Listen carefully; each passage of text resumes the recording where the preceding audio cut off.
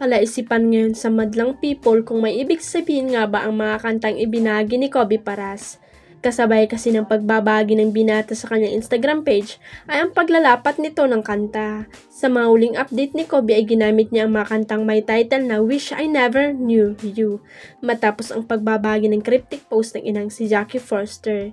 Kaya naman may mga netizen ang nagsasabi na baka may kaugnayan sa rumored ex-girlfriend ang mga ito. Matatanda ang usap-usapan ngayon sina Kylin at Kobe dahil sa umano'y breakup ng dalawa. Sa isa sa mga episode ng Showbiz Update may nagkumpirmang source kay Audrey Diaz na iwalay na daw ang dalawa at ang rason ay isang third party. Na-prove ni Kylin na totoo, may babae itong si Kobe ang sabi pa sa akin ay nagbakasyon siya sa Bali, Indonesia tapos nandoon na rin daw yung girl, magpapatuloy pa ni Audrey. Ayon pa sa source, nakita ang binata sa airport na may kasamang babae na hindi girlfriend ng kanyang mga kaibigan. Ang labis pang ikinairita ni Kylin ayon pa sa ating source na sabi ni Kylin sa kanya na ang kapal ng mukha ni Kobe kasi gamit pa ang masasakyan ko habang nag-cheat, sabi pa ni Audrey.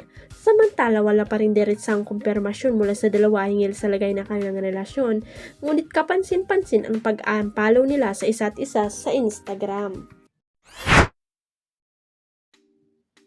Bet na bet pala talaga ng mga Pinoy Big Brother Celebrity Collab Edition na housemate na sina Reverend Joseph at Bianca De Vera na mapasama sa inaabangang pelikula ni Catherine Bernardo na Alana 1944. Trending nga ang nasabing ganap kung saan makikitang nag-usap sa sala ng bahay ni Kuya sina River at Bianca kasama sina Dustin Yu, Ralph De Leon at Vince Maristella.